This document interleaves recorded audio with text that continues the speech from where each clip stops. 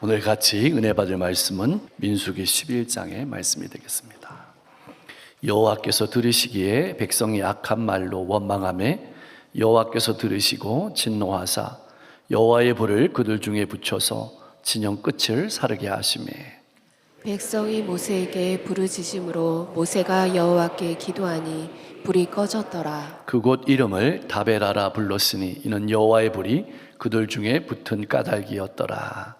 그들 중에 섞여 사는 다른 인종들이 탐욕을 품음에 이스라엘 자손도 다시 울며 이르되 누가 우리에게 고기를 주어 먹게 하랴. 우리가 애굽에 있을 때에는 값없이 생선과 오이와 참외와 부추와 파와 마늘들을 먹은 것이 생각나거늘 이제는 우리의 기력이 다하여 이 만나 외에는 보이는 것이 아무것도 없도다 하니 만나는 가시와 같고 모양은 진주와 같은 것이라.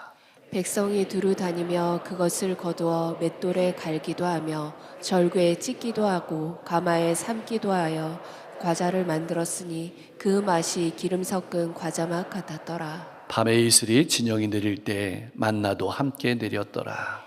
백성의 온 종족들이 각기 자기 장막문에서 우는 것을 모세가 들으니라.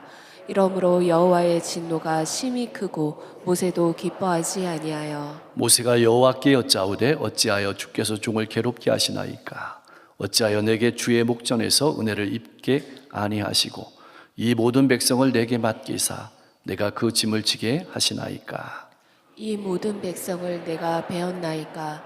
내가 그들을 낳았나이까? 어찌 주께서 내게 양육하는 아버지가 젖 먹는 아이를 품듯 그들을 품에 품고 주께서 그들의 열조에게 맹세하신 땅으로 가라 하시나이까? 이 모든 백성에게 줄 고기를 내가 어디서 얻으리이까? 그들이 나를 향하여 울며 이르되 우리에게 고기를 주어 먹게 하라 하온즉 백심이 중하여 나 혼자는 이 모든 백성을 감당할 수 없나이다. 주께서 내게 이같이 행하실진대 구하옵나니 내게 은혜를 베푸사 즉시 나를 죽여 내가 고난당함을 내가 보지 않게 하옵소서. 여호와께서 모세에게 이르시되 이스라엘 노인 중에 내가 알기로 백성의 장로와 지도자가 될 만한 자 70명을 모아 내게 데리고 와 회막에 이르러 거기서 너와 함께 서게 하라. 17절 내가 강림하여 거기서 너와 말하고 내게 임한 영을 그들에게도 임하게 하리니 그들이 너와 함께 백성의 짐을 담당하고 너 혼자 감당하지 아니하리라. 아멘. 하나님께서 구원하심으로 이집트를 나와서 홍해를 건넌 이스라엘 백성들은 더는 이집트의 노예가 아닌 하나님의 군대였습니다. 하나님께서는 1년여를 시내산 아래에서 이스라엘 백성을 하나님의 군대로 준비하셨습니다.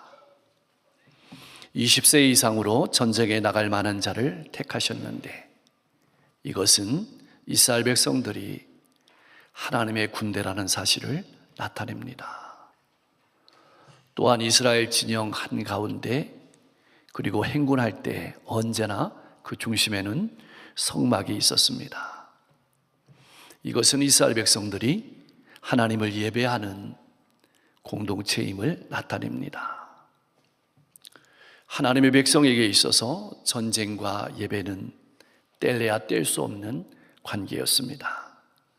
예배를 통해서 하나님의 음성을 듣고 하나님의 뜻을 깨닫고 하나님과 친밀한 관계가 이루어질 때 이스라엘은 각종 전쟁에서 승리하며 미래를 향해 나아갔지만 하나님의 음성을 듣지 않고 순종하지 않고 자기의 생각과 자기의 계획을 따라 움직였을 때에는 패배했고 뒤로 물러가고 말았습니다.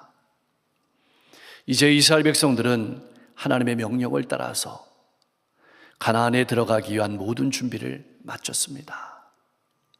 그들을 기다리는 전쟁은 어떤 전쟁일까요? 천국을 향해서 걸어가고 있는 우리를 기다리는 전쟁은 어떤 전쟁일까요?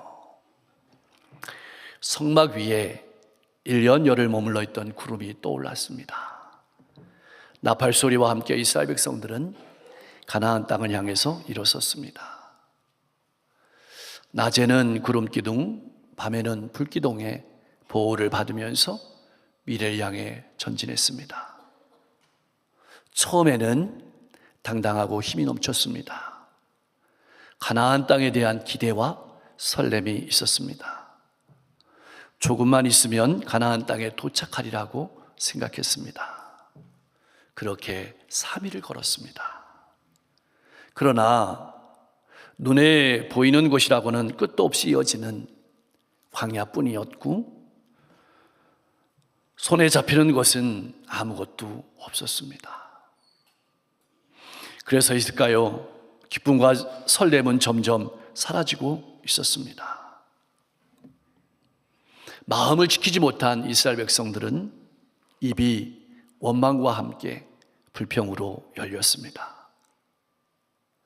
하나님을 향하여 심한 원망의 말로 불평을 늘어놓았습니다. 무엇 때문에 원망했을까요? 불평했을까요? 분명 전쟁이나 기근은 아니었습니다. 무엇 때문이었을까요? 1년 동안을 머물러 있다가 다시 광야의 길을 걷는다는 것이 얼마나 견디기 힘들었을까요? 깊이 생각해 보면 1절의 원망하매라는 말은 한 번만이 아니라 계속해서 원망했다는 뜻입니다.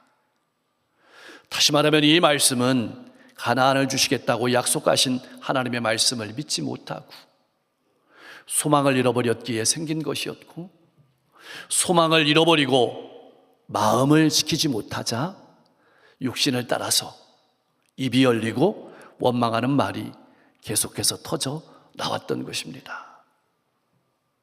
그렇게 말씀을 믿지 못하고 원망한 소리를 들으시고 하나님은 이스라엘 진영의 끝을 불살랐습니다. 그들에게 경고를 보내셨습니다.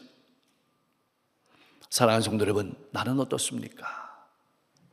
눈에 보이고 손에 잡히는 것이 없어서 신앙의 기쁨과 설렘은 사라지고 원망과 불평으로 내 마음을 사단에게 내어주면서 신앙의 진영이 무너지고 있는 삶은 아닙니까?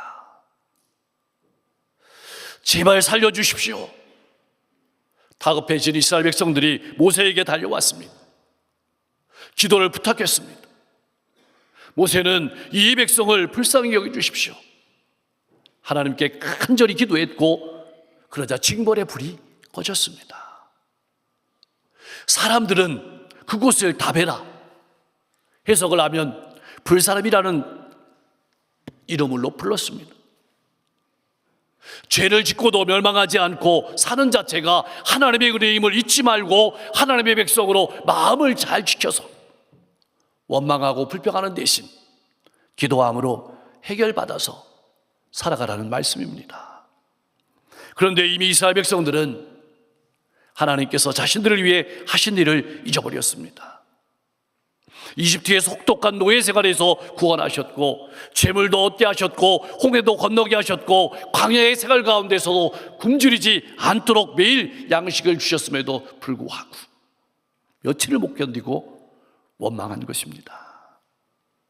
하나님께서는 은혜를 잊어버리고 감사하지 않고 원망하는 하나님의 백성들에게 불로 경고를 보내셨습니다.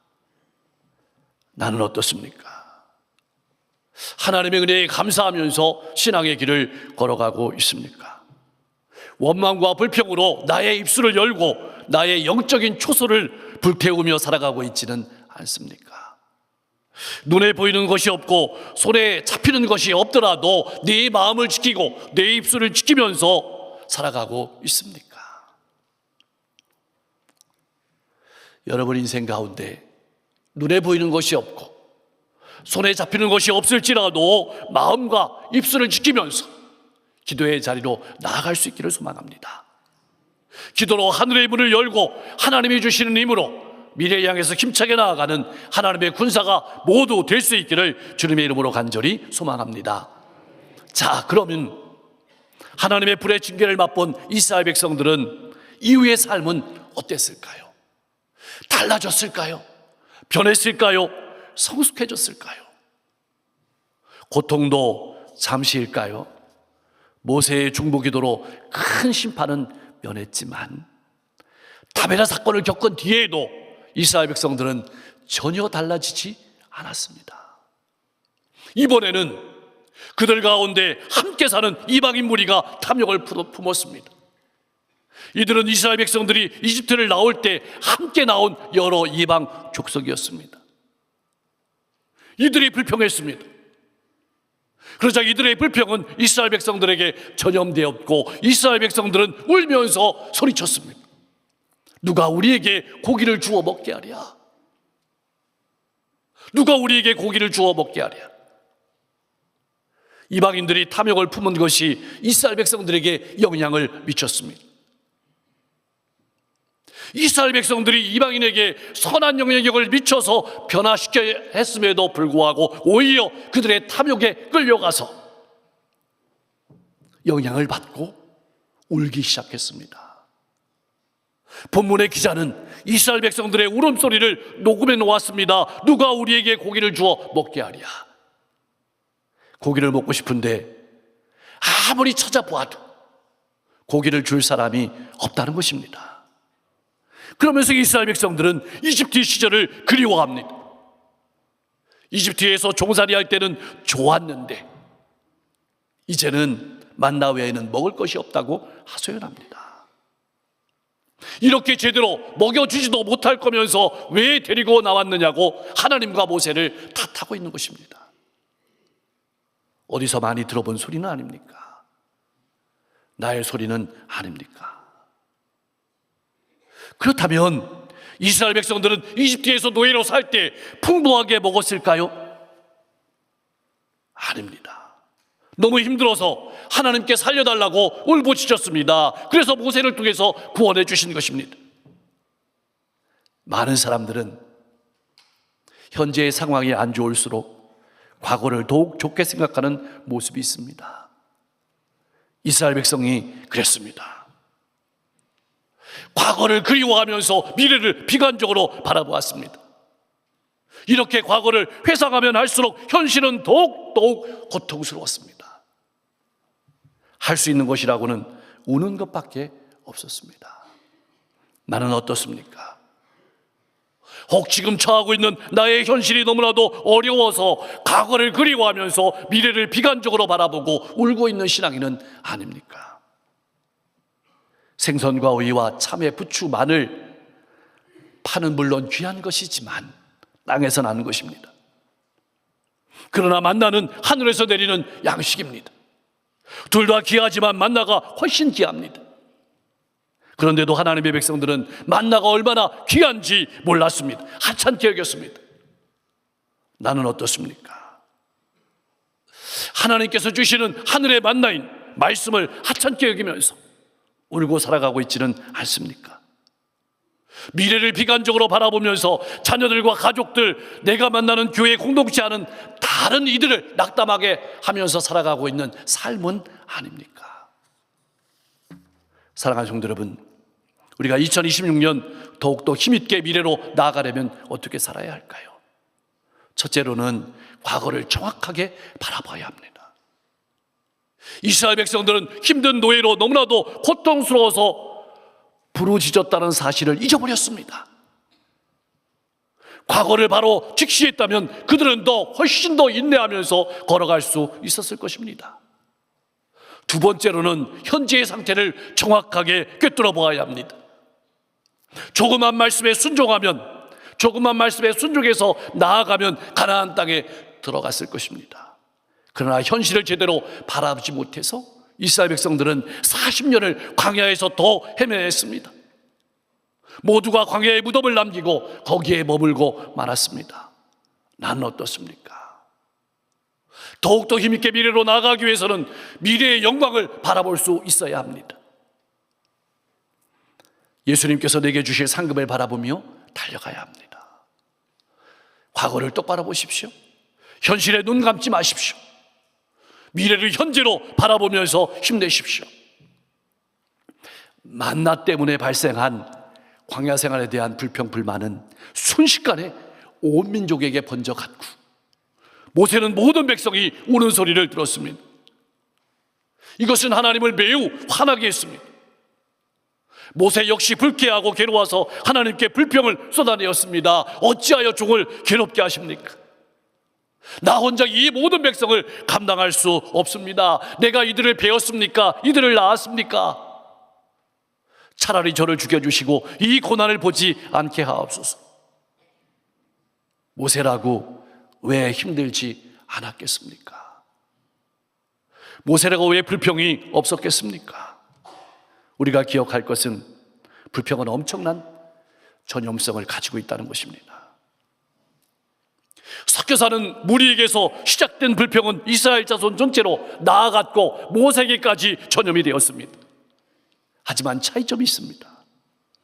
백성들은 서로 불평하고 감정을 드러냈지만 모세는 불평과 원망을 하나님께 가지고 와서 여쭈었다는 것입니다. 이것이 중요합니다. 문제를 가지고 어디로 가느냐가 중요합니다. 여러분, 문제를 가지고 하나님께로 나아가십시오. 여러분, 감정이 폭발하는 순간 원망과 불평이 내 마음에 일어날 때, 내 마음의 초소를 불사르려고 할 때 그것을 가지고 주님 앞으로 나아가십시오. 하나님께서 놀라운 길을 열어주실 줄로 믿습니다. 그렇다면 모세는 무엇 때문에 힘들다고 죽여달라고 했을까요? 13절 말씀에 보면 모세의 불평의 출발점은 고기를 먹게 해달라는 이스라엘 백성들의 요구 때문이었습니다. 그는 13절 말씀에서 이렇게 하나님께 한탄했습니다. 이 모든 백성에게 줄 고기를 내가 어디서 얻겠습니까? 이 지점에서 우리가 중요하게 봐야 될 것이 있습니다. 하나님께서 모세에게 맡기신 임무는 이스라엘 백성들에게 먹일 고기를 모세에게 구해오라는 것이 아니었습니다. 모세에게 맡긴 임무는 하나님의 말씀을 전하고 인도하는 것이었습니다. 하나님께서 모세에게 맡기신 임무는 인도자의 임무였지 공급자의 임무가 아니었습니다. 구원자의 임무가 아니었습니다. 요리사의 임무가 아니었습니다. 모세는 이 사실을 잊어버렸습니다. 여기서도 그랬지만 무리바 물가에서도 감정을 찾지 못하고 우리가 너희를 위하여서 이 반석에서 물을 내려 하면서 손을 들어서 그의 지팡이로 반석을 2번이나 쳤습니다. 월권입니다. 모세는 하나님의 도구일 뿐이었습니다. 사랑하는 성도 여러분, 무엇이 모세를 힘들게 하고 무엇이 모세를 고통스럽게 했을까요? 능력이 없기 때문일까요? 아닙니다. 자신이 하나님의 도구임을 잊어버렸기 때문입니다. 나는 어떻습니까? 이 사실을 잊어버려 힘든 상황 가운데 있지 않습니까? 교역자로, 교사로, 교회 공동체의 리더로 섬길 때 자신의 정체성에 대해서 분명해야 합니다. 그렇지 않으면 금방 탈진하고 불평하게 될 것입니다. 이스라엘 백성들을 택하시고 품으시고 인도하시는 분은 하나님이셨습니다. 근데 모세는 하나님께서 자기에게 그런 일을 하게 만드셨다고 말하고 있습니다. 이사야 선지자는 이사야 46장 3절 4절 말씀에서 하나님의 마음을 이렇게 전했습니다. 우리 같이 한번 읽어보겠습니다. 야곱의 집이여 이스라엘 집에 남은 모든 자여 내게 들을지어다. 대선나무로부터 내게 업힌 너희여 너희가 노년에 이르기까지 내가 그리하겠고 백발이 되기까지 내가 너희를 품을 것이라. 내가 지었은즉 내가 업을 것이요 내가 품고 구하여 내리라. 하나님께서 택하신 백성을 태어나서 늙고 죽을 때까지 안고 업고 다니면서 구원하시겠다고 합니다. 이스라엘 백성들의 소망은 하나님입니다. 그런데 모세는 자신이 이스라엘을 구원한다고 착각했습니다. 나는 어떻습니까? 내 자녀나 내가 맡은 영혼들을 내가 인도하고 내가 구원한다고 착각하고 신앙생활하고 있지는 않습니까? 나라는 존재는 어떤 존재입니까? 나 자신조차도 변화시킬 수 없는 존재가 나라는 사실을 잊지 마십시오. 사랑하는 성도 여러분, 내가 헌신한다고 해가지고 남편이나 아내 혹은 자녀나 내가 만나는 영혼을 변화시킬 수 있다고 생각하는 그 생각은 버리십시오. 하나님께서 하십니다. 하나님께서는 모세에게 네가 무엇을 할 수 있는지, 내가 가지고 있는 능력이 어떤 것인지, 너는 어떤 능력을 가지고 있는지 모세에게 묻지 않으셨습니다. 그저 나를 따르라고 하셨습니다. 그것이 전부입니다. 예수님의 제자들도 베세다 들녘에서 모세와 똑같은 걱정을 했습니다. 5,000명을 먹이기 위해서 200데나리온의 돈이 필요합니다. 기억하십시오. 우리는 가정과 일터와 이웃에서 하나님께서 어떤 분이신지 나타내라고 부름을 받았지 공급자로, 구원자로 부름을 받은 것이 아닙니다. 하나님께서 함께 하시면 아무리 연약한 사람이라도 감당할 수 있지만, 하나님이 함께 하지 않으시면 아무리 많은 사람이 함께 있어도 감당할 수 없다는 사실을 잊지 마십시오. 역사하시는 분은 하나님이심을 절대 잊지 마십시오. 모세는 감당할 수 없어서 죽고 싶다고 말했습니다. 하나님께서는 아무 말씀도 하지 않으시고 묵묵히 70년이나 되는 동역자들을 세워주셨습니다. 왜냐하면 하나님은 모세를 세우시는 분이시지 죽이시는 분이 아니기 때문입니다. 그러므로 아무리 어렵더라도 직분 자체가 하나님의 은혜임을 기억하고 일어서십시오. 하나님께서 돕고 함께하는 사람들도 세워주시고 모세에게 고기 먹을 준비를 하라고 말씀하십니다. 그런 후에 이스라엘 백성들에게 그들의 죄를 말씀하십니다. 이스라엘 백성들은 예비하는 공동체입니다. 하나님의 군대 공동체입니다. 하나님을 예비하고 하나님의 군대로서 이스라엘 백성들의 죄는 무엇일까요? 이스라엘 백성들은 하나님의 군대이며 자녀입니다. 눈에 보이는 것을 따라가는 사람이 아니고 손에 만지는 것을 따라가는 사람이 아니고 하나님의 말씀을 따라 살아가는 사람들입니다. 그런데 이스라엘 백성들은 내가 누구인지를 잊어버렸습니다. 또한 이들은 문제가 있으면 기도해서 응답받아 해결받고 미래를 향해 나아가야 되는데, 그래서 믿지 않은 사람들에게 영향력을 끼쳐야 되는데 오히려 믿지 않는 영혼들에게 영향을 받아서 원망과 불평을 나타냈습니다. 그리고 하늘의 신령한 만나의 말씀을 사모하면서 하나님께서 공급하시고 인도하심을 믿고 나가야 되는데 믿지 못하고 내 힘으로 하려고 하다가, 내 능력으로 하려고 하다가 할 수 없으니 탈진하고 원망하고 죽기를 간구하는 죄를 범했던 것입니다. 이것이 전쟁이었습니다. 나의 신앙은 어떻습니까? 하나님의 군대이며 자녀임을 잊지 않고 미래로 나아가고 있습니까? 선한 영향력을 드러내며 내가 만나는 영혼들을 위로하고 용기와 소망을 주며 살아가고 있습니까? 하나님의 말씀을 사모하며 하나님께서 인도하시고 공급하심을 믿고 담대하게 미래를 향해서 걸어가고 있습니까? 사랑하는 성도 여러분, 여러분은 하나님의 백성이요 군대임을 잊지 마십시오.